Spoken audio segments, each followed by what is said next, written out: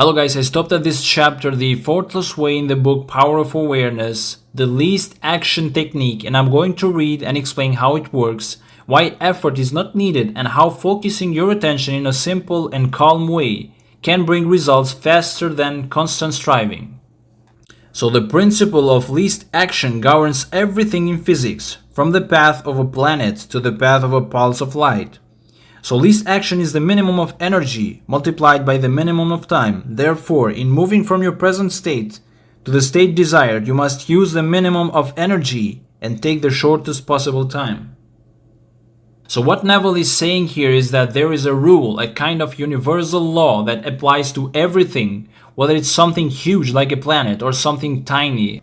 And that rule is called the principle of least action. And what this really means in simple words is that things, whether big or small, do not waste effort. They do not move in messy or random or complicated ways. They move in the way that requires the least struggle and the least amount of unnecessary work. So when you look at this from the point of view of the human mind and emotions, the very same law applies inside you. That your thoughts, your feelings, and your desires, all of them are naturally drawn to move in the easiest way possible.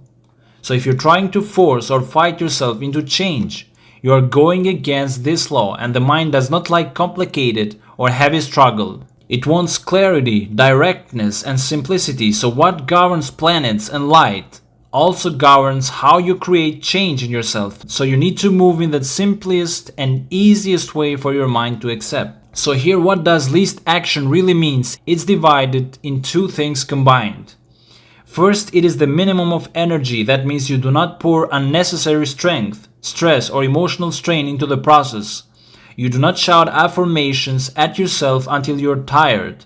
You do not argue with your thoughts until you feel drained. You only use the amount of energy that is enough to feel your desire real inside yourself. So anything beyond that is waste, and that waste goes against the principle. And second, it is the minimum of time. That means it doesn't take forever. The mind doesn't need years of struggle to shift. That shift happens in the very instant moment that you decide inwardly that something is true for you. And the shortest possible time is now, in this very moment.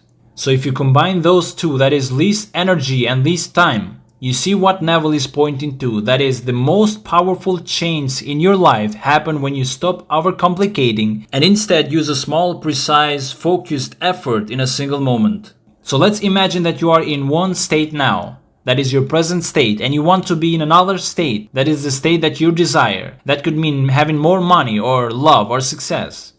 And to move from where you are now to where you want to be, you must follow this law, that you should not struggle, force, or exhaust yourself. That means you do not force, do not overwork, you do not spend months worrying, doubting, or struggling.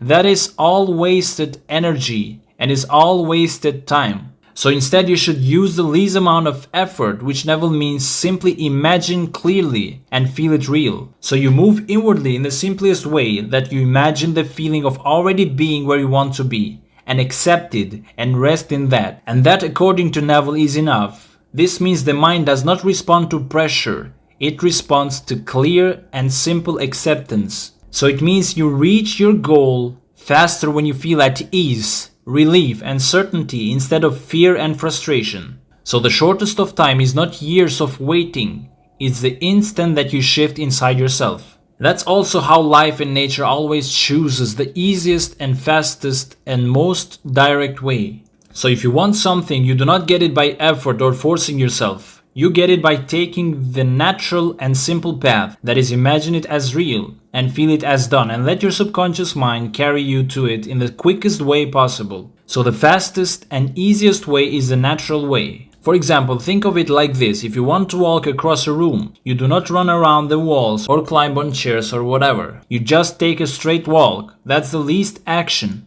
And your journey from one state of consciousness to another is a psychological one. So to make the journey, you must employ the psychological equivalent of least action. And the psychological equivalent is mere assumption.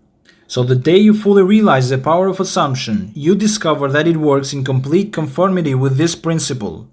It works by means of attention minus effort. Thus, with least action, Through an assumption, you hurry without haste and reach your goal without effort. So Neville is saying that when you move from one condition of life to another, for example, from being poor to feeling wealthy, that movement is not something that you do with your body first. It's not about running around in the outside world trying to fix things. Instead, the real movement begins inside your own mind. It is a psychological journey, meaning it happens in your consciousness, in your imagination, in how you see yourself and what you accept as true about you. So the assumption does not need struggle. It doesn't require endless repetition with tension or fear. It always works in the most direct, effortless and natural way. So the mind takes assumption and moves straight into it as though it's already real. And this is powerful because it tells you that your subconscious mind does not need convincing through stress. It only needs a clear assumption. And the more you simply accept and feel something, the more easily your reality shifts. So the assumptions do not work by pushing or begging. It works by where you put your attention. And here's the key, it must be attention without effort. That means you are not staring at your desire with tension or with fear of losing it. You are not trying to force yourself to believe it by fighting doubts. Instead, you are gently and calmly giving your attention to the idea of already being or having what you want. And this is how I do it. I place my attention on what I want as though it's already mine. And I skip all the ways, all the barriers, and I jump directly to my end result without stress and without anxiety, and that's what attention minus effort means.